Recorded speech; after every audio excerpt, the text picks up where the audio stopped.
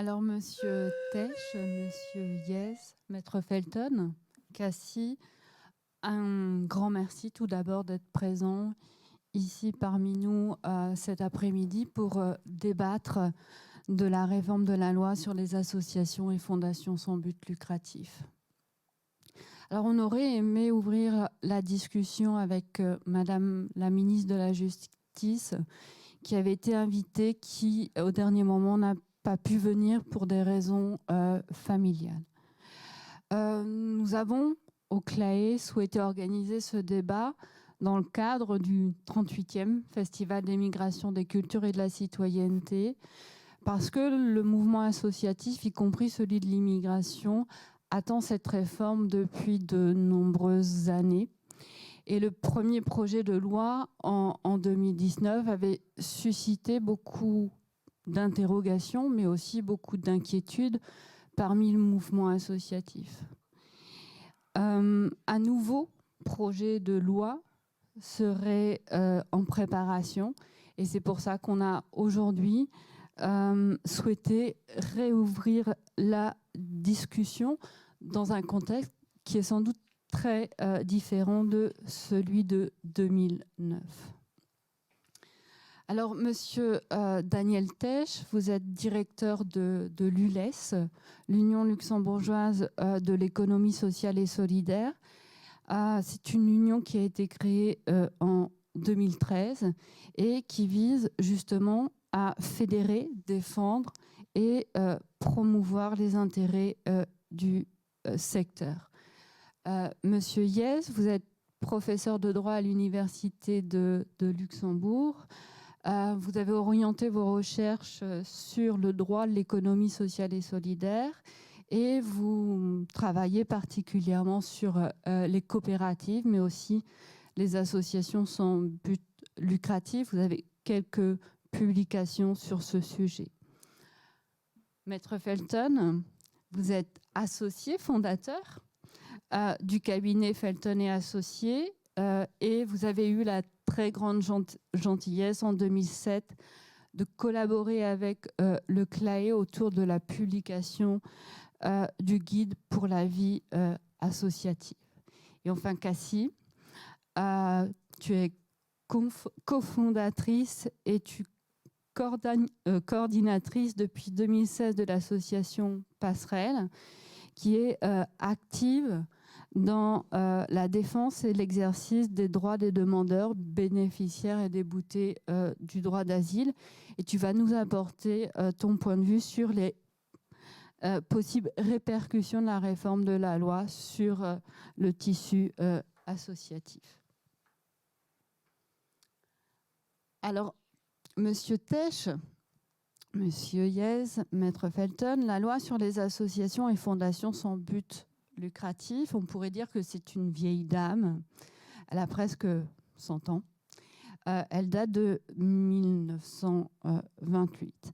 Et j'aurais aimé vous poser une première question pour ouvrir le débat. C'est savoir pourquoi, au-delà de son âge, cette loi vous paraît un peu dépassée aujourd'hui. Alors, je vais peut-être ouvrir le débat avec Monsieur Yes. Merci beaucoup et bonjour à toutes et tous. C'est toujours une question délicate. Spontanément, je dirais que l'âge n'a rien à voir à l'affaire, dans le sens où je ne pense pas que le fait qu'un texte soit ancien soit problématique par nature. Au contraire, c'est plutôt le signe qu'il fonctionne. Ça, c'est déjà un premier point. Alors, ça ne veut pas dire pour autant que je pense que tout va bien. Je pense qu'il y a la réalité du monde associatif a considérablement évolué depuis 90 ans, partout dans le monde et donc aussi au Luxembourg. Et ce qui me semble, pour le secteur associatif, la plus grande évolution depuis cette période, c'est son développement et l'intensification de ses activités économiques. Et évidemment, la loi de 1928 n'était pas spécialement conçue à cet effet. Et je pense que c'est la raison principale pour laquelle des évolutions ont été prévues de longue date. Alors, je ne vais pas revenir maintenant, peut-être qu'on y reviendra sur le projet de 2009.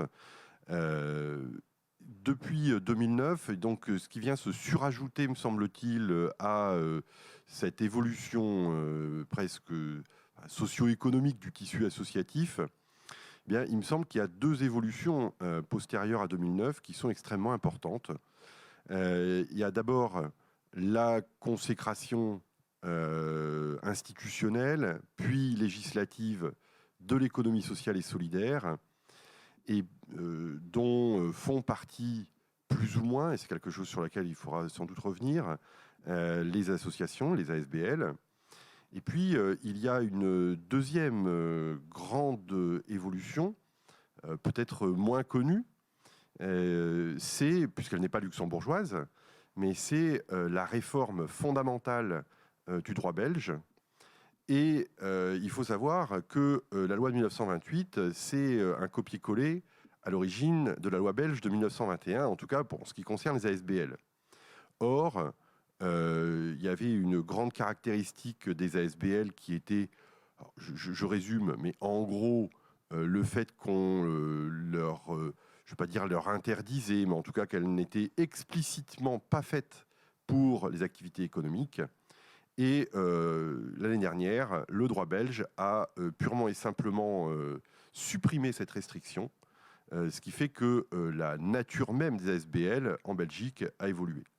Et on sait que le législateur luxembourgeois, généralement, tient un compte particulièrement exact et se colle presque aux évolutions des lois dont il s'est inspiré.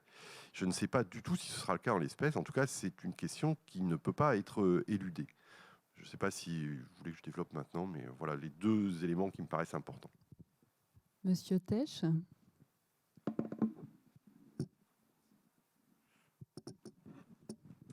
Oui, alors je ne veux pas me prononcer en tant que spécialiste du droit parce que même étant juriste, je n'ai pas cette prétention.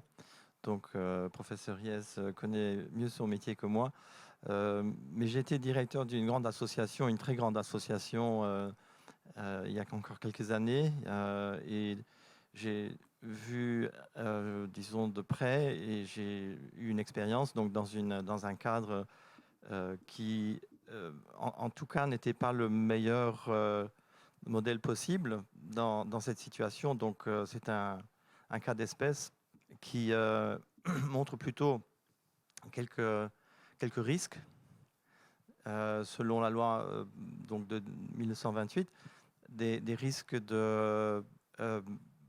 on part sur des trajectoires où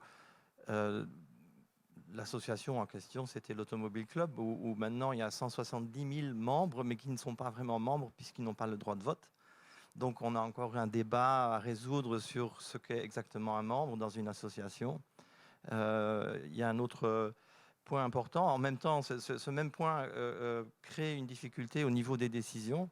Qui prend les décisions dans une association d'une taille aussi importante? Dans cette espèce, c'est plutôt le conseil d'administration et une assemblée générale de personnes élues, pas du tout élues, qui ratifient des décisions qui sont prises d'année en année, c'est-à-dire il n'y a pas vraiment une stratégie en plus derrière tous ces développements. Donc on voit une fragilité au niveau de l'approche, des objectifs qui ne sont pas vraiment très clairs non plus. On ne sait pas pourquoi on fait ça. On le fait parce qu'on l'a fait depuis... l'Automobile Club a été créé en 1932. Donc, quelques années, 10 années après 9 ans après la loi. Mais bon, ça n'a aucune importance parce que l'Automobile Club, en l'espèce, a une évolution qui est très, très spécifique. Et qui est, maintenant, on pourrait dire, c'est en fait une assurance mutuelle parce que des personnes cotisent et reçoivent un service aléatoirement en fonction d'un risque qui est intervenu. Donc, à mon avis, c'est une mutuelle. Donc, on a un exemple typique d'une société qui est née à partir d'une association. Maintenant, je vais juste dire l'ULES dans tout ça. L'ULES, nous avons été créés justement pour essayer d'encadrer ces évolutions qui s'opèrent depuis 2009, depuis la création, ou disons pas la création, mais la validation de la notion du concept de l'économie sociale et solidaire. Donc nous sommes en train d'accompagner ce mouvement et nous voyons l'importance d'avoir un peu plus de clarté du côté des associations parce qu'il y a énormément d'impact sociétal qui est créé. Et il a besoin d'être éventuellement, si les circonstances l'imposent, être canalisé vers quelque chose de mieux structuré qui permet aussi d'identifier les risques et les responsabilités sur le plan juridique au moins. Voilà. Merci, Maître Felton. Au-delà de l'aspect économique, est-ce que vous pouvez pointer certaines lacunes dans la loi de 1928 ? Merci pour la question et bonjour à tous. Ravi de vous revoir, Anita. Donc en fait, oui, des lacunes dans la loi de 1928, il y en avait évidemment de plusieurs ordres. Pour le juriste, dans une vision purement juridique, la difficulté venait déjà pour beaucoup d'une formalité pratique qui était de déposer la liste des membres de façon annuelle. Il y avait des problématiques aussi d'intervention du tribunal, puisque dans deux cas de figure bien précis, l'homologation du tribunal civil est requise au titre de la loi de 1928, à savoir pour des questions de modification statutaire et pour des questions de dissolution. Donc là, c'est l'intervention du juge. On voit très bien qu'en matière de droit des sociétés, de manière générale, le juge se tient plutôt loin des sociétés aussi longtemps que l'organisation fonctionne, à minimum. Donc il y a un certain nombre de sujets. Il y a un autre sujet qui est également la comptabilité, la transparence de la gouvernance financière de la société, qui est un peu laissée pour compte dans le cadre de la loi de 1928. Et puis des toutes petites difficultés pratiques qui paraissent peut-être plus anecdotiques pour les petites associations, mais pour d'autres qui sont plus importantes, notamment l'interdiction de posséder des immeubles ou des maisons de rapport qui sont pourtant des sources de financement possibles quand on en reçoit pour les associations. Donc il y a une myriade de petites problématiques et on ne va pas en faire l'inventaire parce que je crois qu'on sera encore ce soir ici.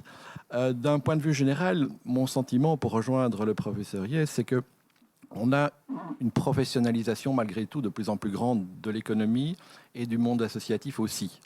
Et je crois que un des problèmes de la loi de 1928, c'est qu'elle ne distingue pas du tout les petites associations des grandes associations et elle impose un cadre réglementaire et formel qui est identique quelle que soit la taille de l'association. Et je crois que la réforme de 2009 l'avait déjà pointé. Le droit belge l'a complètement rencontré, puisqu'en fait, il distingue plusieurs tailles et dès lors fixe des contraintes réglementaires différentes en fonction de la taille. Et donc, je crois que, voilà, il n'y a rien à faire. On va de plus en plus dans ce sens-là. Et je pense que ce n'est pas nécessairement négatif.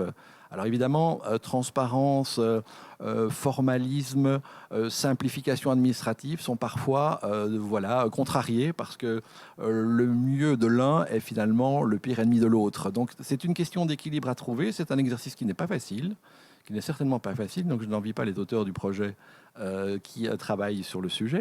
Mais néanmoins, voilà, il y a un mouvement à suivre. Et peut-être que la bonne nouvelle, c'est que le fait d'avoir attendu plutôt, nous permet malgré tout de tirer parti de l'expérience des pays voisins, de la Belgique en particulier, qui entre-temps a déjà 2 fois changé sa législation sur les ASBL, puisqu'il y a une première réforme qui est intervenue en 2002-2003, et puis là maintenant récemment, en incluant aussi, je pense que c'est une bonne nouvelle, et on devrait peut-être s'en inspirer, la réglementation des ASBL dans le Code des sociétés, en essayant de tisser des liens et une trame commune sur un certain nombre de problématiques, convocation des assemblées, régime de nullité, toute une série de dispositions qui font que finalement, celui qui a à tout le moins un petit peu d'expérience de la vie de société peut développer les mêmes réflexes dans le monde associatif. Ça, c'est en tout cas un des espoirs que je formule, parce que ça donnerait beaucoup de cohérence à l'ensemble de la législation que d'avoir en fait des règles qui soient communes quand elles sont possibles de le faire, sachant que bien évidemment la finalité est différente, puisque ce n'est pas la réalisation d'un profit qui est au centre des débats, mais plutôt celle de but ou d'activité. Merci. Monsieur Hiet, je voudrais revenir dans un premier temps sur le contexte en 2009, puisque la tentative où le projet de loi en 2009 avait suscité beaucoup de réactions. Est-ce que vous pouvez nous en dire un peu plus sur ces réactions et les raisons de ces réactions en 2009 ? Oui, alors je sais pas, je suis pas sûr d'être le mieux placé ici pour en dire quelque chose, mais je peux quand même déjà ouvrir un peu. Alors, en 2009, il y avait plusieurs axes et notamment l'axe comptable. C'est vrai que très rapidement, on a eu, enfin, ou en tout cas le secteur a eu le sentiment qu'on se préoccupait principalement des activités économiques et il y a eu une crainte que la dimension non économique, on va dire militante, soit un peu négligée et que le cadre qui était posé, comme l'ont dit d'ailleurs aussi bien Maître Felten que Monsieur Tesch, eh bien que ce cadre n'était pas adapté à toutes les ASBL. Et donc, je pense qu'il y a une espèce d'anxiété du monde associatif que sa dimension non économique soit laissée pour compte. Alors, je pense que l'hypothèse d'une gradation de la réglementation en fonction de la taille est déjà une réponse.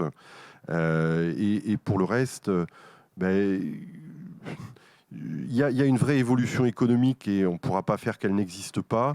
Maintenant, est-ce qu'on a raison de craindre que ça néglige un petit peu les autres aspects ? Je ne sais pas, il faut être pragmatique, me semble-t-il. Et si pour moi, on devait tirer une leçon du projet de 2009, c'est que une des difficultés en 2009, je me souviens qu'on avait fait à l'université un séminaire, une après-midi de réflexion autour de ce sujet, et on avait bien vu que beaucoup non pas de conflits, c'est trop rude, mais en tout cas d'incompréhension, provenait de ce qu'il n'y avait pas eu beaucoup de concertation dans l'élaboration du projet. Et je pense que c'est sans doute cette leçon qu'il faudrait tirer pour que le projet actuel puisse être un succès. Merci pour le message. Monsieur Tesch, on vient de parler du contexte de 2009. Depuis, en 2013, on a eu la création de l'ULES. Qu'est-ce qui a changé ? Quels sont les enjeux actuels ? On a parlé de l'économie, mais pourquoi cette loi ou ce projet de loi revient précisément maintenant ? Pas à cause de moi, en tout cas, c'est sûr. Mais encore que nous étions dans les développements, moi j'ai rejoint l'ULES l'année dernière au mois de mai, donc je suis un tout jeune dans ce secteur. Et je le découvre parce que je peux le dire aussi en tant que non initié à l'économie sociale et solidaire, on ne sait même pas ce que c'est. Et la plupart des noms que nous connaissons aujourd'hui ou que nous échangeons ici n'existent pas dans le cadre du grand public. Disons, la grande masse du grand public ne sait pas du quoi on parle aujourd'hui. Donc nous sommes en train de discuter quelque chose qui est malheureusement extrêmement fait partie d'un microcosme. Et moi, je suis en tout cas en faveur d'une meilleure connaissance, d'une pédagogie avec le grand public, parce que je crois que c'est le grand public qui est le premier concerné. Et les débats s'opèrent en dehors de celui-ci. Maintenant, pour l'ULES a été créé au moment où il y a l'évolution, apparemment, je lis maintenant dans les livres d'histoire, qu'il y a eu une construction qui s'est opérée au fil de ces années. Donc 2009, il y a eu la tentative Bildchen, je crois, qui était le projet de loi qui a été, je sais, il a simplement disparu parce que je crois qu'il y a eu beaucoup trop de réactions négatives. Il a été complètement étouffé. Mais en même temps, l'Union européenne, à cause de la crise financière, a essayé de trouver de diversifier, disons, les activités économique et celle qui était, disons, dans la mouvance, qui pouvait créer des emplois, qui pouvait générer des flux financiers, des flux économiques. Donc, il a été reconnu le besoin d'identifier et de faire fonctionner de manière cohérente un secteur qui, à mon avis, est effectivement en train de se former de l'économie sociale et solidaire, ou ce que moi je préfère parfois appeler l'économie de l'impact social ou sociétal, parce qu'il y a l'environnement qui entre dedans aussi, toutes les thématiques réfugiés, et tout ce qui, en fait, qui touche à l'être humain et au bien commun. Donc parce que l'économie privée touche au bien particulier, individuel. Donc on est aussi, ce n'est pas le secteur public non plus, puisque ce n'est pas opéré par le secteur public. Donc on est vraiment dans un domaine qui a une spécificité et qui est graduellement en train de se clarifier. Et aussi de se créer des outils pour mieux fonctionner. Notamment des fédérations comme la nôtre qui regroupent.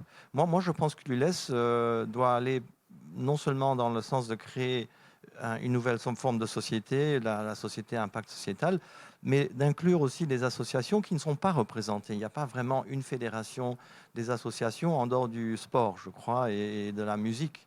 Mais maintenant, il n'y a pas de grands regroupements dans le monde associatif. Je pense qu'il y a un vide et il faudrait aussi essayer de trouver des solutions de ce côté-là.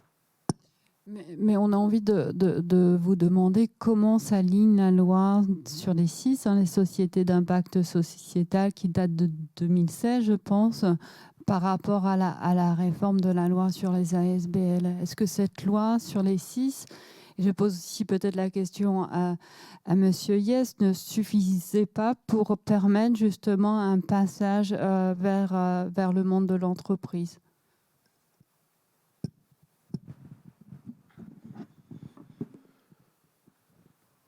Alors, c'est une question ou difficile ou provocatrice, peut-être les deux.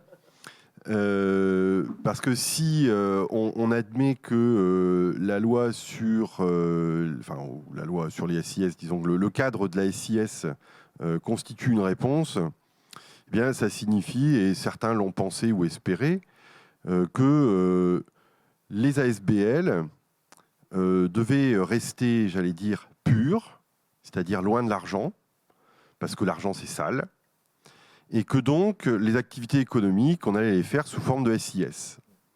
Et à l'époque, l'idée alors a été peut-être menée à moyen terme, puisqu'il n'y a pas de possibilité de transformation d'ASBL en SIS. Et donc l'idée, c'était que les ASBL pouvaient créer des filiales sous forme de SIS et mener leur activité économique sous les SIS. Alors aujourd'hui, il y a peut-être dans les tiroirs d'aller un pas plus loin et de permettre la transformation d'ASBL en SIS. Et donc c'est toujours un peu la même idée que l'activité économique se ferait sous forme de SIS. Le premier pas, qui a été donc la création de la SIS et l'idée d'avoir des filiales SIS pour les ASBL, c'est pas un plein succès. Quand on regarde le nombre de créations de SIS, je ne sais plus à combien on en est, mais enfin bon, on est à moins de 20. Ah, pardon, ça a considérablement augmenté depuis quelques mois, mais ça c'est quand même pas, comment dire, c'est pas un plein succès. C'est-à-dire, en tout cas, les ASBL ne se sont pas massivement jetés sur la SIS. Et je ne suis pas certain que la possibilité envisagée de transformer les ASBL en SIS changera considérablement la donne. Je trouve que c'est plutôt une bonne idée, je ne suis pas contre, mais je crois que c'est une illusion de penser que les ASBL vont mener toutes leurs activités économiques en SIS. Pourquoi ? Parce que je pense qu'elles n'en ont pas nécessairement besoin. À partir du moment où le modèle de l'ASBL continuera d'être avec un financement public fort, il me semble que la SIS restera pour un certain nombre de SBL attractifs, mais pas pour la plupart. Et donc, La création de la SIS, elle a ouvert une porte, et c'est très bien, il faut ouvrir toutes les portes. Donc, y a pas de, moi, je n'ai pas d'objection, hein, mais ça n'a pas réglé le problème. Non, ça, je ne pense pas. Il reste le grand nombre des ASBL qui mènent parfois un petit peu, mais l'activité économique, c'est quelque chose d'assez large, hein. À partir du moment où vous avez des salariés, déjà, vous menez une activité économique. Ce n'est pas la peine d'ouvrir une grande surface pour être un acteur économique. Et donc, le problème des ASBL, me semble-t-il, demeure entier, en tout cas non résolu, ça c'est sûr. Alors, merci.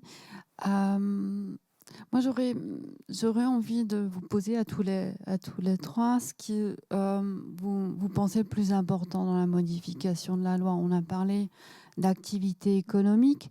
Maître Felton, est-ce qu'il faudrait justement un peu délimiter cette activité économique où on a la possibilité actuellement de retrouver quelques références dans d'autres lois j'aurais voulu parler aussi et revenir sur le thème de la gouvernance, hein, puisque dans la loi actuelle du 21 avril 1928, on a des informations sur la gouvernance, mais qui restent très vagues et qui suffisent peut-être pas pour mener à bien une association sans but lucratif. Je pense qu'on peut, pour revenir à votre première partie de la question, et puis pour la seconde, je passerai la parole à qui veut bien la prendre. Pour la première partie de la question qui portait sur la délimitation du champ des activités économiques pour les ASBL, vous me posiez la question de savoir auprès de quel droit étranger on pourrait peut-être se référer. Je pense que la Belgique reste un bon exemple. Ils ont de tout temps eu un peu d'avance sur le Luxembourg. La première loi en Belgique datait de 1921. Nous avons mis 7 ans pour la copier, partiellement, et l'améliorer certainement aussi, n'ayons pas peur d'être ambitieux un petit peu. Mais ensuite, voilà, donc dans la dernière réforme en Belgique, l'élément clé, c'est le fait de ne pas octroyer en fait de retour économique pour les membres. Mais l'activité économique n'est plus considérée comme nécessairement accessoire à une activité principale qui serait dénuée de toute commercialité. Et donc je pense que ça, c'est un axe de réflexion à poursuivre, parce que dans le projet de réforme de 2009 notamment, on mettait ce « et » entre à la place d'un « ou », qui était de dire qu'avant, on ne devait pas avoir de but commercial et pas de retour pour les membres. Donc, il y a vraiment une amélioration là, je pense, une sécurité juridique à acquérir, que de pouvoir permettre des activités commerciales, mais évidemment de les encadrer dans le sens qu'elles ne profitent qu'au service des buts qu'on s'astreint dans le cadre de l'objet de son ASBL. Monsieur Tesch. Oui, ça m'interpelle parce que bon, moi je suis en train de me poser beaucoup de questions. Je n'ai pas nullement la prétention d'avoir des réponses, mais je pense que ce que Maître Felton a dit est très intéressant par rapport à ce que le professeur hier a dit. C'est que l'économie, c'est très vaste. Donc tout le monde a une activité économique, même moi en tant que particulier. Donc quand je vais m'acheter un sandwich, j'ai une activité économique puisque je participe en tant que consommateur. Mais je veux dire, une entité, une organisation qui, à mon avis, pour être, disons, précis dans la définition, pour moi, à partir du moment que vous commencez à facturer, émettre des factures, à partir de ce moment-là, vous êtes déjà en train d'empiéter dans un monde qui est celui qui est très très réglementé, celui du commerce, le commerce où même une activité industrielle est facturée parce qu'elle est vendue, donc il y a toujours un lien commercial. Et à partir de ce moment-là, on peut vraiment se poser la question, est-ce qu'il ne faut pas faire attention? Maintenant, c'est là le risque commence à augmenter parce qu'il y a le risque réglementation TVA, il y a le risque, etc. On entre dans des domaines qui sont déjà fortement réglementés. Donc je pense que là, vous n'êtes pas d'accord? Si. Ah, ok. Non, je peux bien échanger quelques... Oui, allez-y. Non, je suis tout à fait d'accord. Et le danger, c'est par exemple, si on prend l'exemple de la maison de repos, qui peut être soit en fait gérée par une ASBL, soit par une entreprise commerciale. Et c'est vrai que pour le législateur, c'est très compliqué d'assurer en fait la distinction entre ces deux champs d'activité, alors que l'activité économique est finalement la même, c'est d'offrir des services à une population âgée. Donc, il faut trouver un level playing field pour que chacun y trouve son compte sans détériorer des pans entiers de l'économie. Et je crois que ça fait partie des défis et des challenges qui attendent les auteurs de ce projet, que de trouver l'exacte ligne de démarcation pour garder malgré tout un environnement concurrentiel et sain pour le monde privé, et qu'il n'y ait pas une concurrence qui s'installe entre le secteur associatif dans certains segments d'activité et les entreprises commerciales classiques. J'enlève mon masque.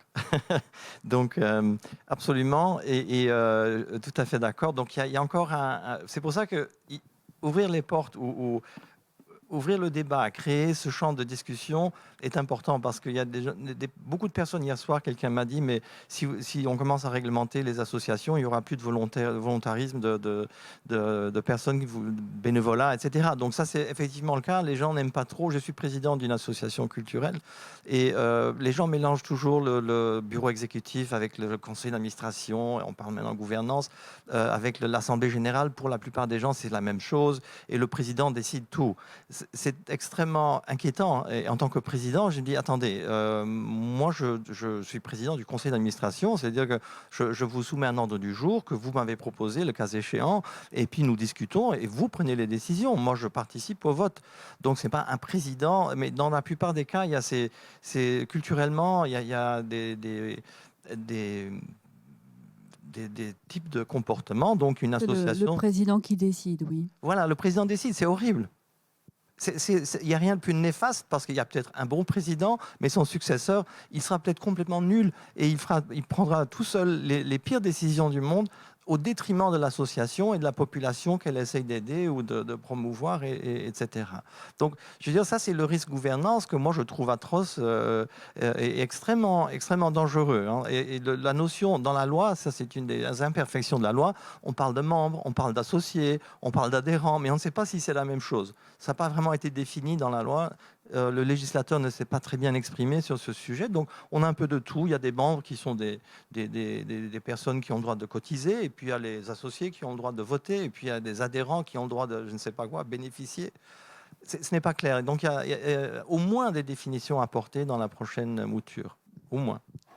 Monsieur Hiers, moi, je voulais aussi revenir sur les enjeux au niveau de la comptabilité, ce qui avait fait débat en 2009, hein, puisque... ça avait suscité énormément de peur.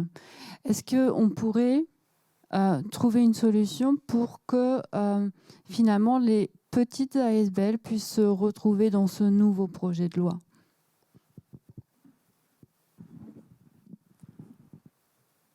Techniquement, c'est pas très compliqué. Techniquement, je pense que Maître Felton l'a évoqué tout à l'heure, en réalité, c'est une question de seuil. Il suffit de définir des règles comptables différentes selon les seuils. Et alors, je ne dis pas que c'est extrêmement simple, mais ce n'est pas du tout insurmontable.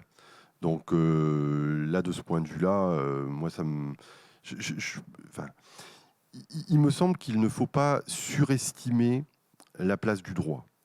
Le droit, il fait ce qu'on lui dit, il pose un cadre. Et ensuite, à l'intérieur du cadre, c'est quand même à la fois la liberté de chacun et la culture. De ce point de vue-là, je trouvais ça intéressant ce que disait M. Tesch, hein, les problèmes de gouvernance qu'il relève. Il a très probablement raison, il connaît beaucoup mieux que moi le tissu associatif luxembourgeois, et je l'ai constaté aussi d'autres hypothèses. Mais le droit n'y changera rien, me semble-t-il. Parce que... le problème, c'est sous cet angle-là, moi je ne suis pas sûr que la loi de 1928 soit si mal faite que ça. Alors oui, il y a cette question de membre, je suis entièrement d'accord, hein, mais je pense que tout le monde est d'accord, et c'est pour ça que ça ne me paraît pas susciter un grand débat. Cette question des membres, de toute façon, là, il y a eu un avis de la commission, dont je ne trouve plus le nom, mais sur la protection des données, qui a dit qu'il fallait de toute façon arrêter de publier les membres. Bon, donc ça, je crois que c'est acquis. Et je pense que cette obligation de publier les membres a perverti beaucoup le système en réalité, parce que pour le contourner, pour contourner cette publication des membres qui embêtait tout le monde, les membres parce qu'ils n'avaient pas nécessairement envie d'être connus, la SBL parce que c'est compliqué à gérer, on a développé finalement une double catégorie de membres, histoire d'avoir une petite liste à publier et pas tout le monde. Alors, bon, voilà, ça a créé des effets pervers complètement néfastes. Mais bon, j'ai l'impression que ce n'est pas la peine d'en débattre pendant 30 minutes. Tout le monde est d'accord. Donc ça, on va l'enlever, c'est réglé. La question comptable, oui, ça c'est une vraie question. Et on pourrait aussi ajouter la question fiscale. Hein, parce que, moi, il me semble, je vais revenir un petit peu en arrière peut-être, mais... Si on regarde ça en juriste, et évidemment ça a des incidences très pratiques, et donc excusez-moi de faire un petit peu de droit non pas technique mais peut-être plus dur, c'est que la question qui se pose, c'est celle de comment on va articuler les différents groupements de droit privé. C'est-à-dire qu'on peut se grouper de différentes manières. Vous avez le droit public avec l'État, les communes, les établissements publics, et puis vous avez les groupements de droit privé. Et classiquement, on a opposé le lucratif et le non lucratif. Voilà. Et donc, la SBL et la société. Et il y a eu, grosso modo, me semble-t-il, deux façons de l'articuler, à la belge et à la française. Et le Luxembourg était dans le à la belge. Et le à la belge, ça a été pas d'activité économique pour les ASBL, on réserve ça aux sociétés. Et à la française, ça a été complètement différent. Ça a été pas de distribution de bénéfices dans les associations, distribution de bénéfices dans les sociétés. Et au passage, c'est à peu près le modèle que rejoint aujourd'hui la Belgique. Bon. Alors à partir du moment où, en France, on a fait ce choix tout à fait différent qui permettait aux associations d'avoir des activités économiques, sans aucune restriction et sans aucune réticence progressivement, bien évidemment, ça a soulevé des questions de concurrence, de fiscalité. Et donc, qu'est-ce qu'on a fait ? Eh bien, on a dit OK. Et on a dit, eh bien, les associations qui ont une activité économique doivent être soumises exactement aux mêmes contraintes que les sociétés, que ce soit en termes comptables, que ce soit en termes fiscaux. Alors après, il faut trouver des critères. Tout ça a pris du temps, mais grosso modo, ça s'est stabilisé. Et au passage, c'est d'ailleurs ce que fait aujourd'hui l'Union européenne, qui, elle, dit le seul critère qui compte, c'est de savoir si on est une entreprise. Bon, on ne va pas rentrer dans le qu'est-ce que c'est qu'une entreprise, mais enfin, en gros, c'est ce qu'il y a une activité économique, pour faire simple. Et quelle que soit la forme juridique, c'est-à-dire que ce soit société ou association, on s'en fiche. Dès que c'est une entreprise, le même régime, pour des raisons de concurrence. Bon, ben voilà, ça c'est simple. Enfin, en tout cas, c'est clair. Simple, c'est excessif. Et donc, ce qui me semble aujourd'hui, c'est que le Luxembourg, il est resté avec son modèle belge, qui, lui, en tant que belge, n'existe plus. Et la question au Luxembourg, c'est de savoir si on conserve l'ancienne distinction qui était activité économique ou pas activité économique, et l'autre, est-ce qu'on passe à la nouvelle ou à l'autre mode de distinction, distribution de bénéfices ou pas de distribution de bénéfices. Alors, il y a un sujet que vous n'avez peut-être pas abordé, qu'on rencontrait souvent au CLEI, une problématique, c'est le cumul des mandats. Il y a beaucoup de jeunes personnes qui viennent nous voir pour créer une association. Et bien sûr, elles entendent par association finalité sociétale, mais elles voudraient aussi, par la même occasion, pouvoir gagner leur vie. Et donc la loi actuellement au Luxembourg n'est pas très précise sur ce sujet. On peut s'appuyer sur la jurisprudence, mais j'aurais voulu avoir votre avis. Est-ce qu'on doit légiférer ou préciser la loi sur le sujet ? Maître Felton ?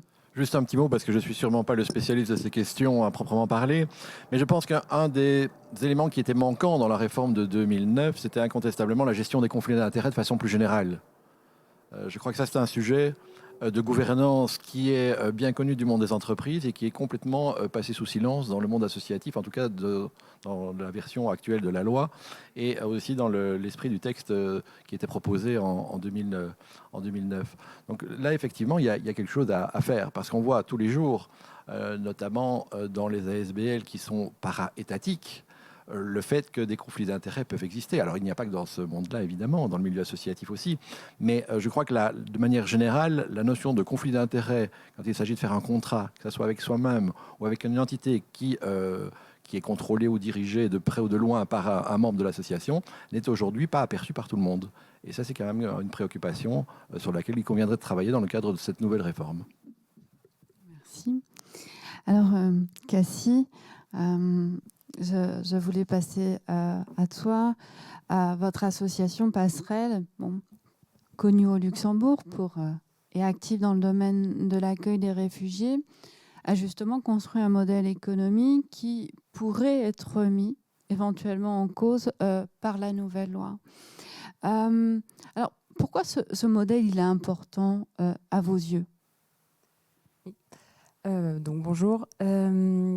Je vais compléter la présentation que tu as faite tout à l'heure parce que tu as donné le nom de famille tout le monde sauf de moi. Et comme je sais que ce n'est pas du sexisme mais bien de la cordialité, je suis Cassie Adélaïde, cofondatrice de Passerelle. Et voilà. Donc oui, c'est vrai que le débat est technique et on parle de la réforme des ASBL. Et du coup, il faudrait peut-être en revenir aussi au cœur de qu'est-ce que c'est les ASBL, qu'est-ce que font les ASBL. Vous avez évoqué, il y a une variété incroyable, c'est un groupe très hétérogène.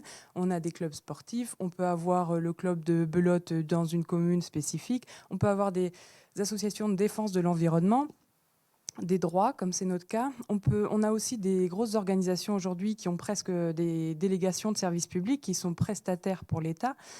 Et donc, c'est donc une variété importante. Certains défendent du coup des intérêts particuliers, dans l'intérêt des membres par exemple, ou des adhérents, et d'autres défendent l'intérêt général et peuvent être reconnus pour cela d'intérêt public. Là, il y a des distinctions qui sont faites. Pourtant, elles ont un point commun, et qui est très clair, c'est de ne pas avoir de but lucratif, donc de pas de redistribution des revenus qui seraient générés.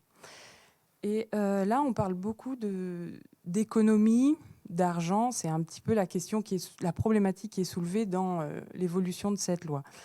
Et or, je voudrais aussi, parce que donc, la question se pose de ce qu'il y a de plus en plus flou entre les entreprises et les ASBL, et à juste titre, parce qu'il y a effectivement des évolutions où les choses se rapprochent. Je prends l'exemple d'un café social qui ouvrirait à côté d'un café, et donc dans un cas, c'est une ASBL, et dans un autre cas, c'est un entrepreneur qui a toutes les contraintes qui s'opposent à lui. Est-ce que c'est de la concurrence déloyale ?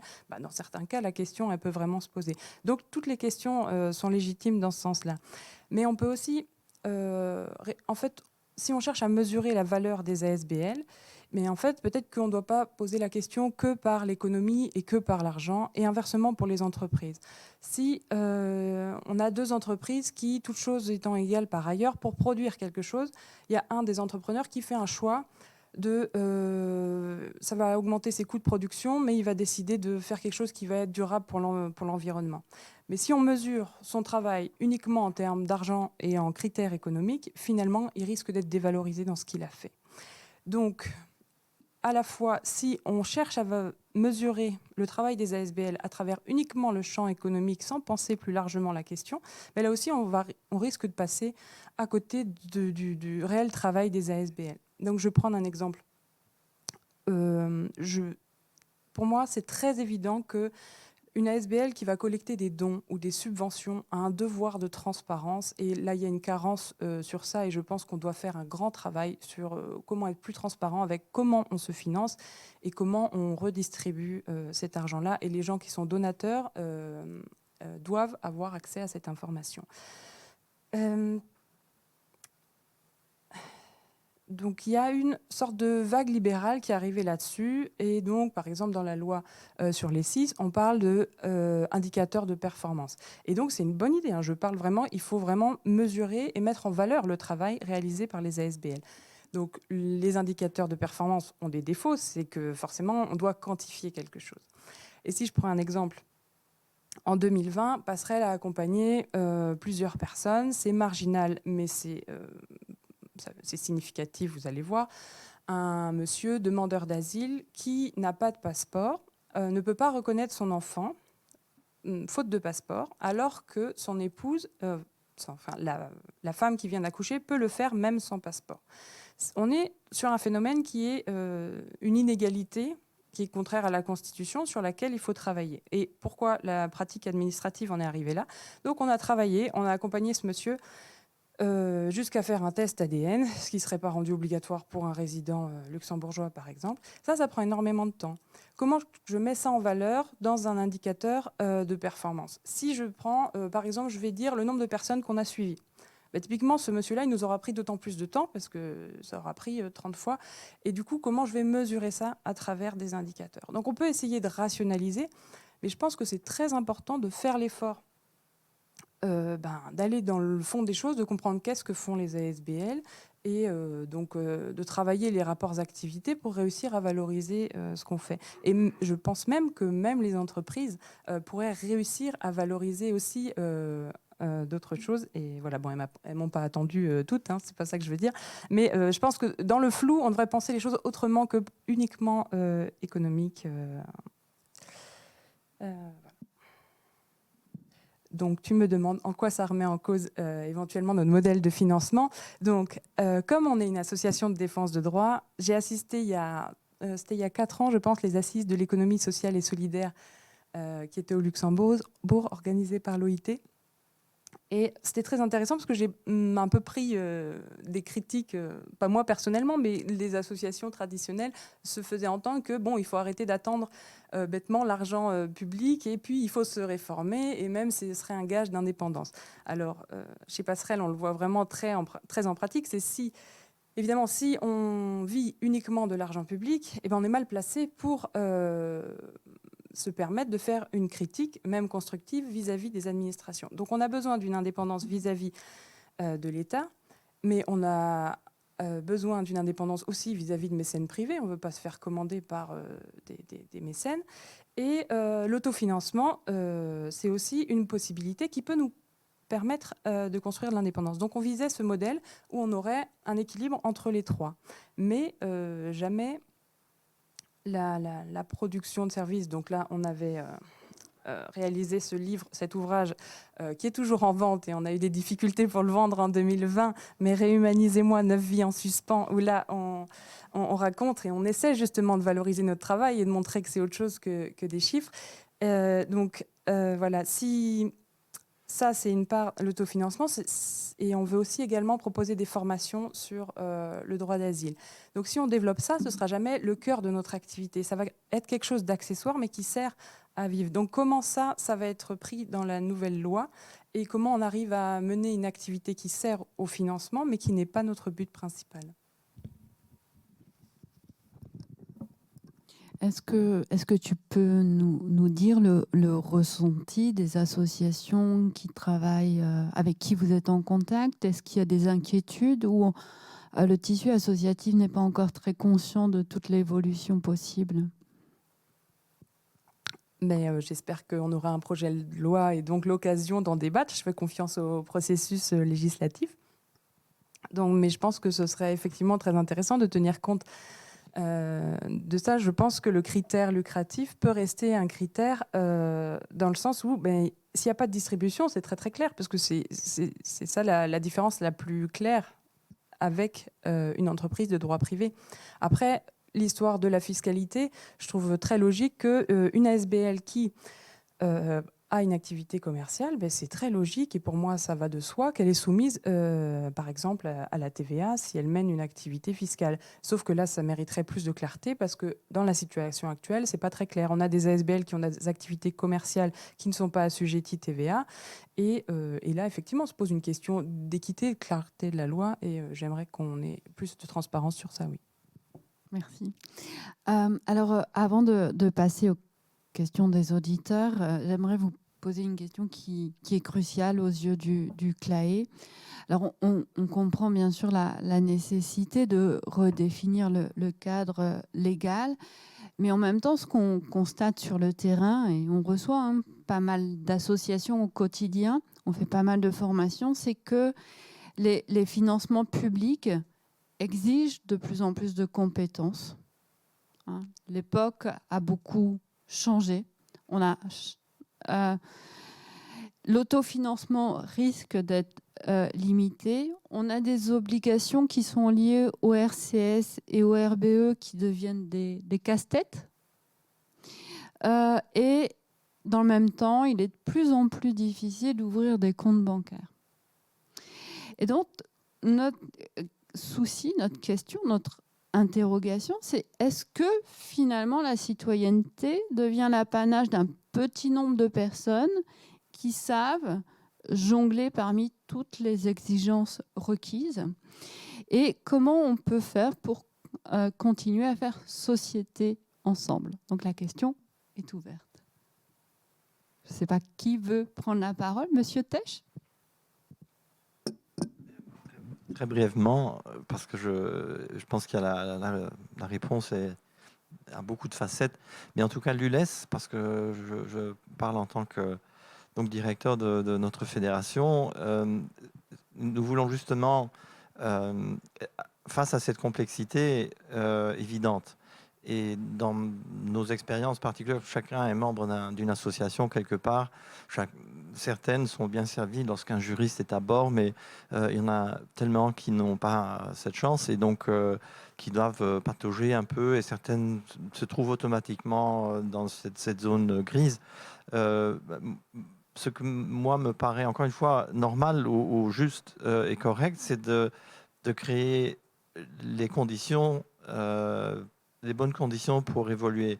Donc, d'une part, informer mieux le grand public, mais leur donner des outils aussi, que ce soit une digitalisation plus importante au niveau de toutes ces... Parce que, bon, qu'on veuille ou pas, les formulaires en ligne, c'est horrible, c'est catastrophique. Les bénéficiaires économiques, oh my gosh, c'est vraiment à faire fuir n'importe qui. Donc là, je crois qu'une réforme s'impose. Et je le dis avec véhémence au niveau des administrations, c'est d'enfin de créer des outils qui sont utilisables par le grand public avec les explications, mais pas sous forme de règlement avec 6 pages, mais des vidéos avec des tutoriels pratiques pour que les gens comprennent facilement. Ça, c'est une chose qui est tellement importante. Le législateur, il abandonne, il pond ses règlements et ses lois, et puis il abandonne le grand public face à cette complexité. Ça, donc il y a un lien à créer. L'ULES a pour mission, entre autres aussi, d'essayer de faciliter cette compréhension et la transition douce et organique, si on veut, vers le monde mieux structuré. Monsieur Yels ?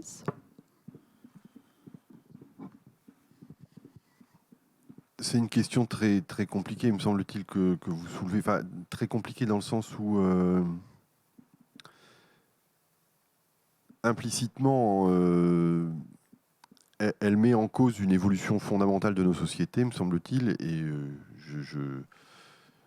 je souscris assez volontiers à votre regret ou critique implicite. C'est qu'on est dans une forme de technicisation administrative galopante. Et si je dis que c'est compliqué, c'est que c'est partout. C'est-à-dire, chacun dans nos métiers, on pleure devant la multiplication des documents à remplir.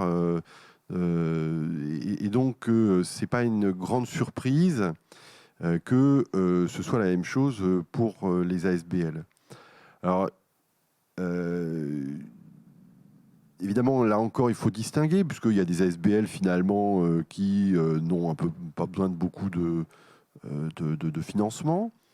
Il y en a d'autres qui vont en solliciter de plus en plus. Et oui, il y a effectivement de plus en plus de formalités à remplir. La proposition de M. Tesch est un élément de réponse. Mais tout ça, c'est exactement dans le même sens que ces indicateurs de performance il faut rendre des comptes toujours et partout. Et oui, je n'ai pas de réponse très, très encourageante. Hein. Oui, ça passe par l'écriture notamment. Oui, oui, bah, Monsieur Felton, Maître Felton. C'est effectivement le constat, c'est quand on rencontre le monde des ASBL, on a évidemment beaucoup de questions, et les questions sont de plus en plus techniques, et les réponses sont de plus en plus sophistiquées, et parfois difficilement intelligibles pour ceux à qui on les adresse, parce que voilà, il faut être trésorier professionnel pour pouvoir faire de la comptabilité et comptable, il faut être compliance officer pour pouvoir suivre le RBE, et il faudra un juriste si on veut être dans un cadre sécurisant. Moi, je pense que de manière générale, et c'est peut-être ce qu'avait de bien, et ce qu'a de bien la loi de 1928, c'est que il ne faut pas trop en dire, il faut faire aussi confiance. Je pense qu'on perd un peu la notion de la confiance légitime dans des initiatives citoyennes, et on devrait laisser la sphère publique parfois un peu plus loin du milieu associatif quand c'est possible de le faire. Et j'ai toujours en fait le sentiment qu'il y aurait une troisième voie en fait entre l'absence de réglementation, la réglementation à outrance. C'est en fait ce que les Suisses ont pratiqué longtemps dans le monde financier, mais c'est l'autorégulation. C'est de dire, est-ce qu'il n'est pas possible, quelque part, de faire en sorte que le monde associatif prenne en main son destin et s'organise, en fait, en lui faisant confiance, en recevant le mandat des autorités de dire, écoutez, organisez-vous, et aussi longtemps que vous vous organisez et que vous avez un niveau d'organisation suffisant, on vous laisse organiser vos relations entre vous de la manière qu'il convient. Il faut de la clarté pour les donateurs, il faut de la transparence en termes de gouvernance. Tout ça, on le comprend bien et ça tombe sous le bon sens. Mais est-ce qu'on a besoin nécessairement toujours que ce soit au travers d'une loi et de l'État que ces principes de bon sens s'imposent?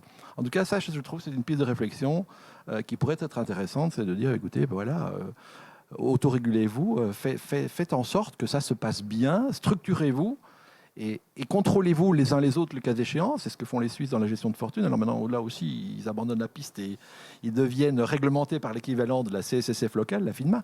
Mais c'est dommage parce qu'en fait, ce mouvement-là a permis l'essor d'une profession en pleine connaissance de cause, parce que les contraintes, qui connaît mieux les contraintes que ceux qui sont tous les jours face aux contraintes? Donc voilà, c'était l'idée que j'avais envie de vous livrer et que je soumets à débat. Cassie, tu peux nous parler des exigences professionnelles du monde associatif ? Non, mais c'est très vrai que la notion de seuil peut vraiment aider dans cette problématique-là. C'est-à-dire qu'une association dans la commune, une initiative privée dans une commune qui serait contrainte et qui renoncerait au projet parce qu'il y a trop de contraintes administratives, c'est vraiment dommage quand il s'agit d'une petite initiative. Donc l'effet de seuil peut vraiment protéger de ça. À l'inverse, dès lors qu'on devient une structure qui ou qui gèrent de l'argent public et qui collectent des dons privés, il y a vraiment une nécessité d'aller plus loin dans la transparence. Donc tout est question de proportion un petit peu, et donc c'est logique d'introduire des seuils et des exigences même vis-à-vis de ces organisations. Je n'ai pas répondu peut-être. Si, mais j'étais en train en même temps de lire les futures questions que j'allais vous poser qui viennent des auditeurs. Donc voilà, j'étais un petit peu distraite. Voilà, on a demandé aux auditeurs qui nous suivent en streaming de poser des questions. Et donc là, j'ai 3 questions devant moi que je n'ai pas encore eu le temps de le lire, donc je vais les lire en même temps que vous. Et première question, c'est le Luxembourg reconnaît-il pratiquement le droit européen vis-à-vis des associations qui classent les ASBL dans les entreprises? Monsieur Yes. Le Luxembourg, il n'a pas le choix. Oui, forcément. Il est soumis au droit européen, donc de ce point de vue-là, il n'y a pas de discussion. Et donc, oui, bien entendu. Maintenant, il y a plusieurs façons d'appliquer le droit européen. Jusqu'ici, au Luxembourg, il y a eu effectivement une articulation complexe entre le modèle d'une entreprise neutre au point de vue européen et puis le Luxembourg qui avait comme implicite que les entreprises n'étaient pas des ASBL. Maintenant, quand il y avait des ASBL entreprises, et il y en a de plus en plus évidemment, le Luxembourg fait avec et c'est pas contraire à sa loi, c'est peut-être discutable par rapport à l'esprit de la loi, mais ça n'est pas illégal. Et à partir de ce moment-là, le droit européen s'applique sans aucune espèce de doute, bien sûr.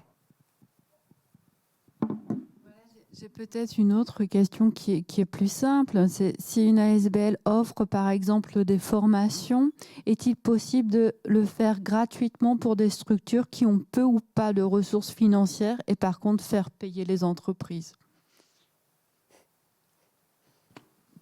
Maître Felton. Personnellement, je ne vois pas de problème. À partir du moment où on fait payer les services et que l'usage de ces fonds est en conformité avec le but que c'est assigné à l'association, je ne vois pas de difficulté particulière. On est maître de ses actions et de son activité. Monsieur Tesch? Il existe des modèles, des sociétés existantes, des CIS, qui produisent des formations et qui ont une notamment qui a un système de facturation, si on veut, réduction du prix en fonction des revenus de la personne qui reçoit les formations. Donc, ce sont des SARL, SIS, donc Société Impact Sociétal, avec les avantages fiscaux qui viennent avec et les contraintes évidemment aussi. Ça existe et donc c'est pour ça que l'ULES existe justement pour expliquer ce genre de modèle et de les encourager en plus. Moi, j'aurais voulu revenir, Maître Felton, parce qu'on en a parlé tout à l'heure avant de commencer ce débat, sur votre relation avec les ASBL. Vous disiez qu'en tant que cabinet d'avocats, ça s'était beaucoup intensifié Oui. au cours des derniers mois. Mais on a eu d'abord une vague de questionnements liés au courrier du parquet sur l'absence de régularisation du registre des bénéficiaires effectifs. Donc là, évidemment, ce sont des courriers un petit peu combinatoires qui ont fait peur. D'autre part, il y a un sens de responsabilité qui souffle de plus en plus. Et il est bien raisonnable de penser, ça c'est peut-être aussi une gageure pour ceux qui vont réformer le droit des associations sans but lucratif, c'est de faire en sorte que les textes soient pratiqués. Parce que si on regarde d'un point de vue strictement formel, quelle est la conformité aujourd'hui du monde associatif par rapport à la loi de 1928, qui est malgré tout assez courte, hein, il y a 26 articles, il n'y en a pas beaucoup, on est fort étonné de voir qu'il y en a très peu qui sont en termes de conformité, en ordre de dépôt de liste de membres, d'exclusion des membres qui ne cotisent pas et dont on n'a plus de nouvelles, enfin de toute une série d'objectifs que la loi avait assignés. Donc voilà, c'est un champ de questionnement qui est de plus en plus grand. Et la difficulté, c'est que, comme je vous le disais tout à l'heure, la réponse n'est pas toujours simple parce qu'il faut se faire comprendre et c'est devenu très technique. Donc voilà, il y a effectivement beaucoup d'activités et notamment pour la constitution de nouvelles sociétés, de nouvelles ASBL. On a beaucoup de questions sur le domaine fiscal, sur le domaine de la TVA. Et on a des réponses parfois qui sont compliquées parce que les futurs fondateurs interrogent les administrations, n'ont pas toujours des réponses qui sont tout à fait claires. Donc il y a beaucoup de questionnements en fait. Et ça c'est positif je trouve. Et sur ce point, il ne faudrait pas prévoir dans la nouvelle loi une possibilité de dissoudre une ASBL même s'il n'y a plus de membres? Alors là, il y a évidemment toute une série d'approches possibles. Je pense que de manière générale, au-delà de la seule question de la dissolution, je pense qu'il devrait y avoir des automatismes plus grands. Parce que qu'est-ce qu'on voit souvent? Et je vous donne un exemple très pratique qui m'est arrivé pas plus tard que la semaine dernière. Quelqu'un a accepté que le siège de l'association soit fixé à son adresse privée. Je vous mets au défi, alors qu'il n'est plus membre de l'association et qu'il a quitté, les organes de l'association sont inopérants. Il reçoit toujours le courrier et il est impossible actuellement, en fonction de l'état du droit, via le site du registre, de dénoncer la domiciliation d'une ASBL à son siège pour un privé. C'est possible pour une société quand on est domiciliataire, mais c'est matériellement impossible pour une personne privée. Donc aujourd'hui, une personne privée qui a accepté le siège d'une association ne peut plus s'en débarrasser si les organes de l'association ne prennent pas de décision.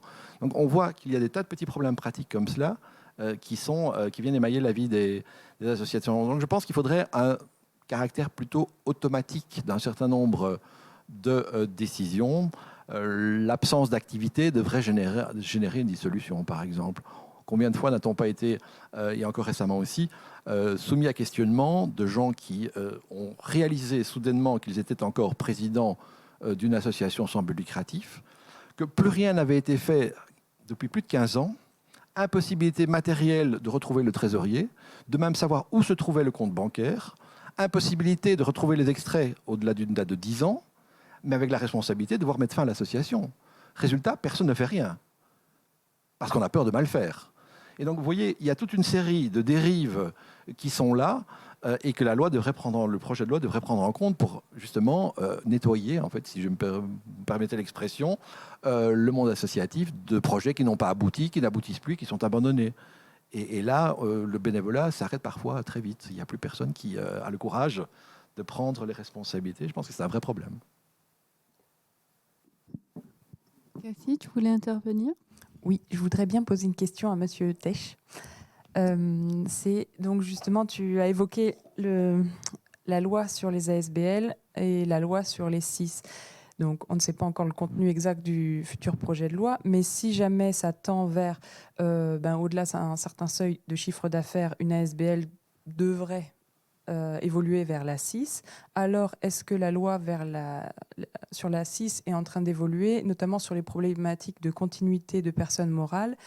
Et il y avait une autre problématique qui me paraissait importante, c'était la dissolution automatique en cas de perte d'agrément. Donc, est-ce que c'est où on en est sur ces problématiques-là, s'il vous plaît? Il y a eu donc nous avons eu une première discussion. C'est évidemment dommage que la ministre n'ait pas pu nous rejoindre, mais nous avons pu nous introduire comme ULES auprès de la ministre comme l'interlocuteur pour la question qui est, disons, le stade évolution, le stade 2 dans l'évolution d'une association vers une société à impact sociétal. Donc, nous nous sommes positionnés de cette manière et on nous a expliqué que des mécanismes de transition étaient prévus dans cette nouvelle mouture de la loi SBL, donc pour ne pas avoir une rupture entre les personnes morales, pour avoir une continuité et donc ne pas faire des mutations d'immeubles, etc. Donc tous ces problèmes ont été considérés dans ce futur avant-projet qu'on veut tous voir arriver. Et en plus, c'est ce qu'on dit maintenant entre luxembourgeois, c'est que ça ne fonctionnera jamais parce que il y a donc ce tissu social qui est extrêmement adverse au changement, parce que ça fait quand même, comme vous l'aviez dit, 100 ans que les choses fonctionnent de cette manière et le tissu social est très possessif pour le modèle 28, si on veut. Donc, l'évolution, il y a les grandes associations, il y en a certaines qui sont, par principe, simplement ne veulent pas savoir. Donc, il y aura une barrière, une levée de bouclier assez importante qui va s'opérer. Et puis, en ce qui concerne les agréments et le retrait d'agréments, la loi 6 est en train de... Il y a un aménagement qui va passer en chambre des députés bientôt sur le Covid pour baisser augmenter les seuils, si je ne me trompe pas, je ne vais pas dire de bêtises, mais en tout cas faciliter pour les petites associations, leur éviter d'avoir des dépenses inutiles à partir en dessous d'un certain seuil. Et en ce qui concerne l'agrément, je sais qu'il y aura dans une année ou deux une nouvelle mouture de la loi 6 qui va également adresser ces questions parce que c'était encore pas très clair et on a essayé de voir, parce qu'il y avait quand même 3 années expérimentales, hein, il y avait une durée de 3 ans pour la loi 6 de 2016 à 2020-2019 pour voir si l'environnement, le microcosme, l'écosystème réagissait bien par rapport à ces contraintes et il va être tenu compte des difficultés et notamment si le retrait d'agrément ne sera pas quelque chose de brutal et de vexatoire. Ce sera certainement quelque chose où il y a des discussions, il y aura un calibrage, etc. Mais définitivement, une société impact sociétal qui ne remplit pas ces ses promesses, parce que ce sont des engagements, elle devra en tirer ses propres conséquences, parce que c'est un engagement du... petite parenthèse aussi, c'est que l'entrepreneuriat à impact sociétal, c'est un engagement d'une personne. C'est quelqu'un qui dit, mais moi je veux aider quelqu'un d'autre. Donc, ce n'est pas une société anonyme, c'est vraiment une personne. Derrière, il y aura un engagement personnel. Et si cet engagement s'avère être quelque chose d'irréaliste ou de non vrai, il est très possible qu'il y ait un mécanisme qui dit bon, maintenant on arrête et on retire l'agrément. Mais bon, il n'y a pas de modalité encore à ce jour que je connaisse. Votre propos m'évoque une question, c'est vous parlez d'engagement et j'ai envie de dire de suivre un engagement qui est à la fois économique et sociétal, puisqu'on doit quand même à travers le modèle de la CIS à la fois faire tourner la machine et puis poursuivre des engagements qui sont sociétaux. Donc c'est un double défi en quelque sorte. Et on s'aperçoit, on l'a évoqué tout à l'heure en début de discussion, qu'il n'y a eu que 30 créations de CIS depuis 2016. Est-ce que finalement c'est ce double engagement qui serait un frein à la création des CIS?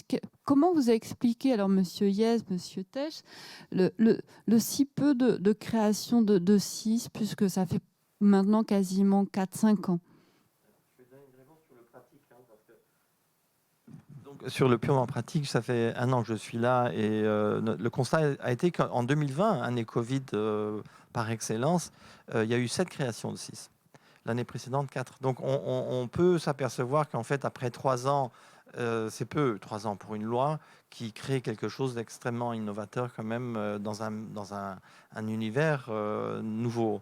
Donc, et on a quasiment, mon constat, c'est qu'on n'a quasiment pas communiqué sur le CIS et les avantages que ces sociétés peuvent procurer à d'autres organisations. Donc je dirais que 30, c'est un bon résultat compte tenu de l'accélération des derniers mois et compte tenu du fait que c'est une innovation, c'est un nouveau modèle, c'est une voiture électrique si on veut, et donc elle n'a pas encore bien été adoptée. Je ne suis pas un fan des voitures électriques, mais bon, je veux dire, c'est quelque chose de nouveau, ça devra être une transition énergétique si on veut, mais nous sommes également dans une transition sociétale. Voilà. Monsieur Yes, vous partagez cette analyse? Partiellement, oui. Je pense qu'effectivement, en tout cas, il faut qu'une loi ait le temps de faire ses preuves. Là où j'ai peut-être un petit peu plus d'hésitation, c'est que je ne suis pas certain qu'il y ait eu une vision parfaitement claire, y compris parmi les promoteurs, hein, parce que je pense qu'il y a eu des influences diverses dans la création de la SIS. Et donc, je ne suis pas certain qu'il y ait eu une vision parfaitement claire de ce à quoi elle devait servir.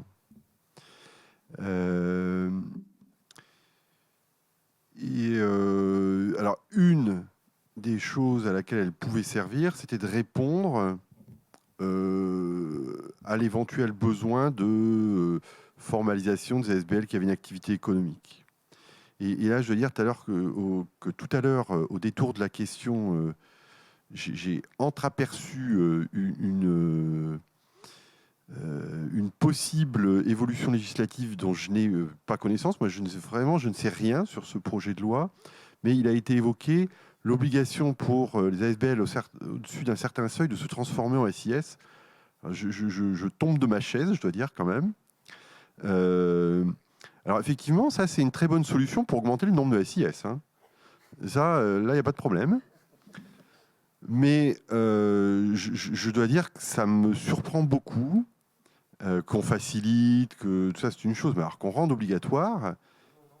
Ah bon, je sais pas, moi, c'est ce que j'avais cru entendre. dit ça Mais pas votre question, c'était Dans ma- Cassie. Dans oui. la question de Cassie, j'avais l'impression. Dans ma question, j'ai dit si jamais il y a un Bon. seuil à partir duquel, et si jamais le C'est ça, projet j'ai de pas loi rêvé, hein. dont on ne sait pas encore le contenu tendait vers ça. Ah non, mais Et- ça me paraît invraisemblable. Enfin, mais du coup, ma question, elle visait bien à porter sur est-ce que parce que je pense pas qu'il y ait que le conservatisme des ASBL qui bloque le fait de passer aussi, s'il y avait vraiment des freins et des limites encore dans la loi, et notamment sur la continuité morale. Si je suis obligée de dissoudre la ASBL, de remettre à zéro toutes les relations avec même des salariés, revoir tous les contrats de travail, c'était des vraies limites. Donc, c'est-à-dire, est-ce que dans une optique où on serait invité, si on préfère, Ah oui. à aller vers la 6, est-ce que du coup, mais j'ai bien entendu qu'il y a des choses qui sont en travail et qui ont l'air positives.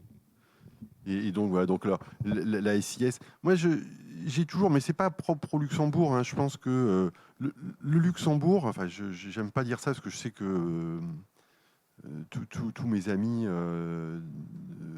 que ce soit à l'ULES, au ministère de l'économie sociale et solidaire, ils n'aiment pas quand je dis ça, mais il faut quand même se souvenir que le modèle de la SIS, c'est la société à finalité sociale belge, qui n'a pas marché beaucoup mieux.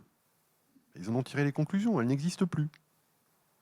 Donc, ce que je reprocherais plutôt à la SIS, c'est d'être le produit, non pas d'un besoin exprimé par les acteurs, mais d'une idée abstraite qu'on a portée et que maintenant il faut vendre.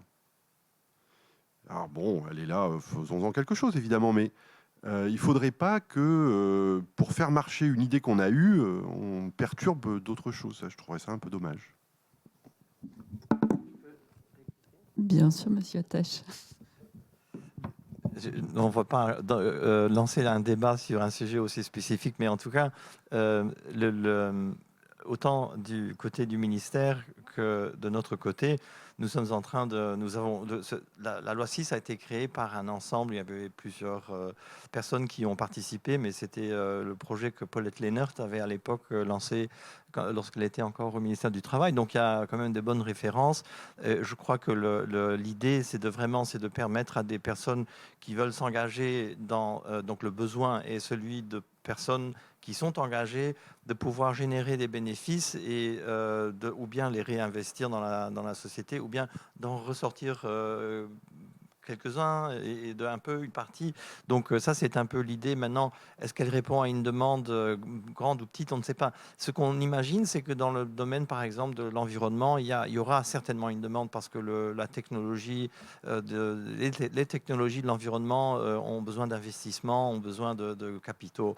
Donc on peut éventuellement penser dans ces directions-là. Maintenant, si c'est pour s'occuper de personnes en besoin ou d'insertion de chômeurs, c'est pas évident, évidemment, de forcer quelqu'un à devenir une CIS lorsqu'on fait ce genre de service. Vous avez appelé ça une délégation de service public, en fait. Donc, pas besoin d'avoir une CIS pour une délégation de service public, non. Mais si on parle investissement, à impact sociétal, il est bien d'avoir un cadre. Il en existe déjà des cadres, il y en a tout plein. Moi, j'ai vu des sociétés anonymes de toutes les couleurs européennes, etc. Donc, il y a une panoplie de formules qui existent. Mais je pense que la CIS, elle permet, pour une petite start-up, de mieux fonctionner au début. Et après, on peut toujours évoluer vers autre chose. Voilà. Merci. Alors, j'avais encore 2 questions du public. Alors, je n'ai pas tout à fait compris la référence, mais vous allez m'éclairer. Pourquoi la ligne de démarcation économique ne serait-elle pas déterminée par une règle telle que celle des 4 P en France ?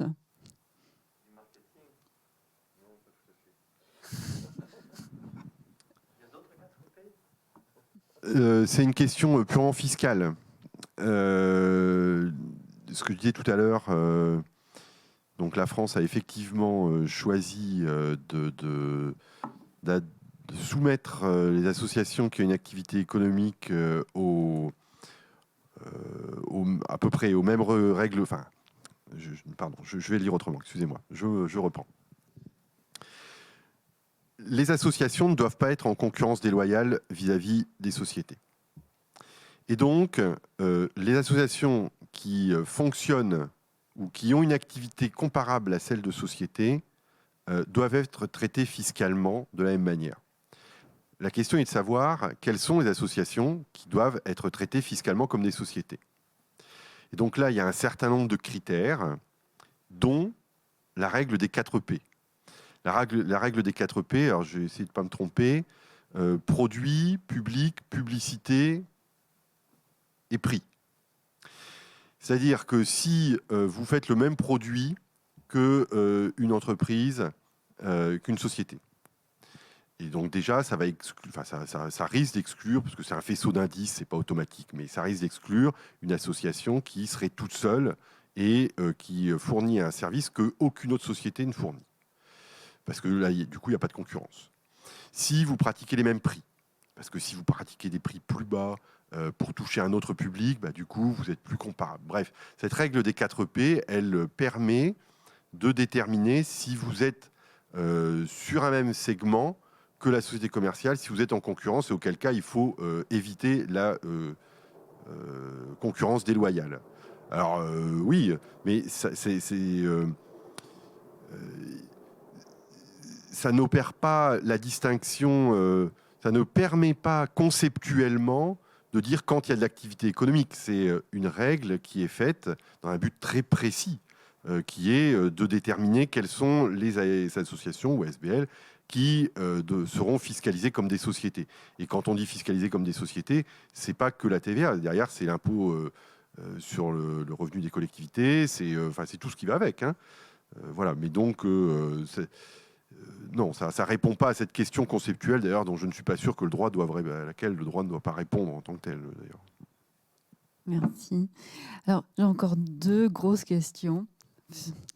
La première, c'est que faire si 2 ou 3 banques, problème très actuel, refusent d'ouvrir un compte bancaire au nom de la SBL? On est peut-être sur du droit commercial. Alors, c'est pas ma spécialité, je m'empresse de vous le dire, donc je suis sans doute pas le mieux placé pour vous donner la bonne réponse. Je ne pense pas, mais je me tourne vers mes amis. J'ai droit à un appel aux amis, à défaut d'avoir la bonne réponse. Je ne connais pas en tout cas, et je ne me souviens pas qu'en droit luxembourgeois, il y a une obligation de forcer une banque à ouvrir un compte. Je sais que ça existe en France. Non, ça n'existe pas. Voilà, ça n'existe pas à Luxembourg. Donc, ce que j'ai vu, moi, personnellement, c'était l'ouverture d'un compte à l'étranger, par dépit, de pouvoir ouvrir un compte ici. C'est évidemment pas extraordinairement génial parce que il y a d'autres implications que d'avoir des comptes à l'étranger. C'est pas la transparence non plus nécessairement, mais bon, voilà, solution pratique. Ou alors, il y a des banques en ligne qui sont plus accessibles que ne le sont aujourd'hui les banques classiques. La raison en est apparemment, mais c'est sous toute réserve, qu'aujourd'hui, ce sont des comptes relativement dormants, qui ne sont pas très profitables et qui par contre entraînent pas mal de formalités en termes de compliance et de monitoring des activités qui s'y passent. Et donc voilà, c'est un centre de perte plutôt qu'un centre de profit pour le banquier en général. Et dès lors, il y a une frilosité naturelle à ouvrir ce type de compte. Mais voilà ce que je peux vous relater au titre de mon expérience très modeste de la question. Cassie, tu voulais réagir ? Oui, je voulais demander, mais vous avez répondu, quelles étaient les raisons pour lesquelles certaines ASBL se voyaient refuser l'octroi d'un compte, l'ouverture? Une des raisons particulières, pour en citer qu'une, il peut y en avoir d'autres, mais ce sont toutes les ASBL qui sont notamment au service de cause avec des pays qui sont listés par le GAFI comme étant des territoires non coopératifs et non transparents. Et donc là, il y a un risque de réputation pour la banque que de se trouver finalement confronté avec des échanges et des flux financiers dont on ne peut pas assumer le fait que, provenant d'un pays étranger, le cas échéant, ça soit géré correctement et dans la transparence requise. Donc il y a un risque de blanchiment très clairement qui est évoqué dans ces conditions-là. Oui, juste dans le souci de vulgariser, donc c'est que ça déclenche des procédures, dès qu'il y a un pays qui est sur cette liste, ça déclenche des procédures en interne sur les banques, chez les banques, et c'est ça qui rend frileux. Alors il y a plusieurs cas de figure, mais le premier cas de figure qui est le plus classique sur la place, c'est que les banques se refusent à traiter avec des pays qui sont sur cette liste, de manière à ne pas encourir de responsabilités particulières. Donc ça, c'est le premier point. Et sinon, vous avez donc une appréciation des risques au sein de la banque, et vous êtes placé en haut risque et donc ça demande un monitoring constant et permanent. Donc vous avez une régularité des contrôles, ou une permanence du contrôle plus exactement, qui s'applique à ce type de compte. Et dès lors, pour la banque, elle fait son calcul de profit classique.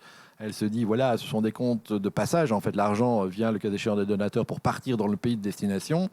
Il n'y a pas de mouvement autre que des virements. Et donc, la rentabilité de ce type de compte est tout à fait limitée par rapport aux frais et aux risques que cela entraîne.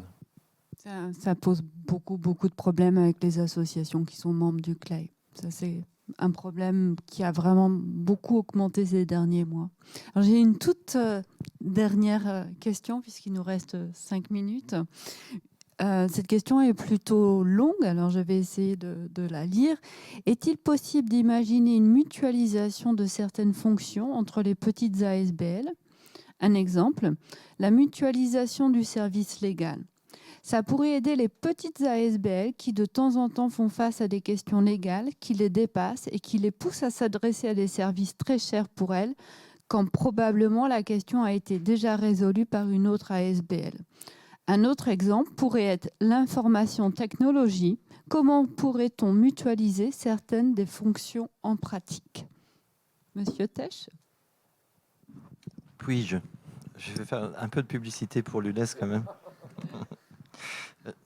Je fais du marketing aussi je donne des cours de marketing. Donc c'est pour ça les 4P, ça m'a dit, mais zut, ce sont quand même des concepts assez similaires.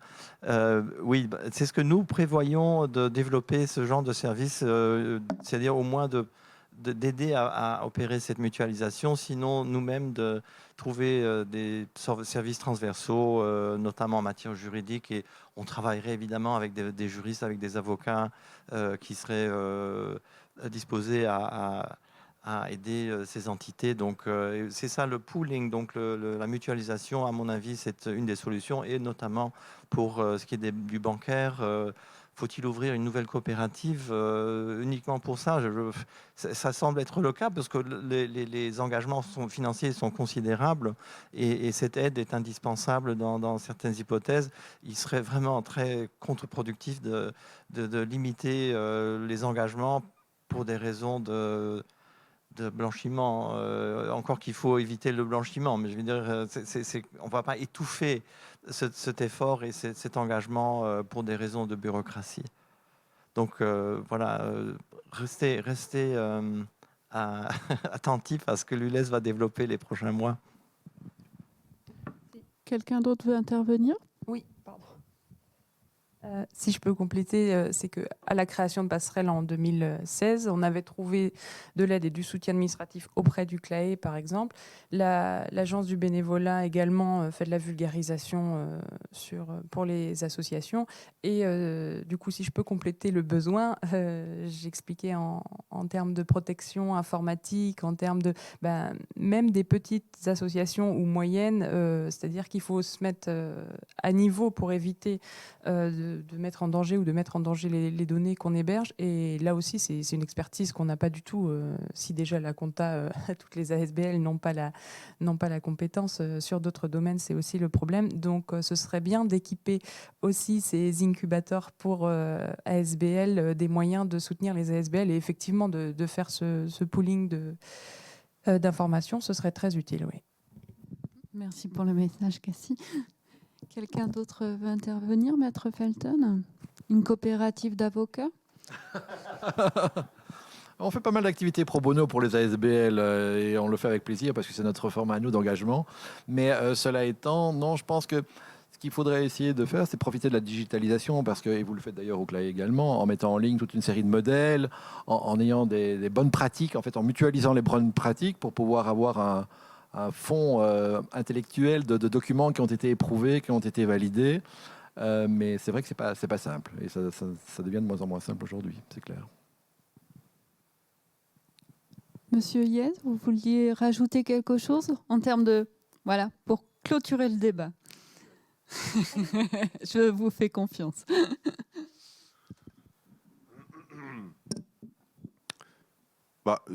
Clôturer le débat, je sais pas, je pense que...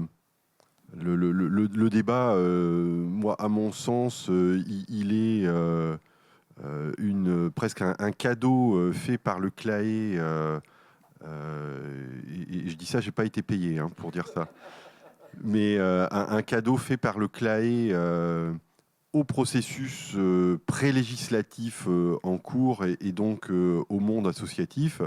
Et j'imagine que ce qui a pu être dit aujourd'hui pourra aussi nourrir les réflexions de ceux qui travaillent actuellement sur le projet. Je pense que je n'ai pas besoin de conclure. Merci. Voilà, donc on va s'en tenir là. Je voulais vraiment vous remercier d'avoir accepté de participer. Ça a été pour moi un plaisir. Et puis, j'espère qu'on aura l'occasion de continuer notre collaboration. Merci en tout cas.